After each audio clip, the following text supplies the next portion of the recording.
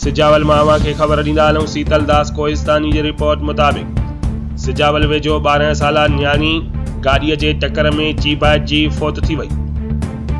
सिजावल वेझो जाती चौक मीरखाना मोरी भरिसां ॻोठु वॾेरो खमू समीजो जी रहवासन 12 साला न्याणी महिरान समूजो रोड क्रॉस करण दौरान साम्हूं ईंदड़ तेज़ रफ़्तार कार जो ज़ोरदार टक्कर लॻण सबबि चीबाइजी फोत थी वई आहे, जॾहिं त कार ड्राइवर मौके ते ई फरार थी वियो।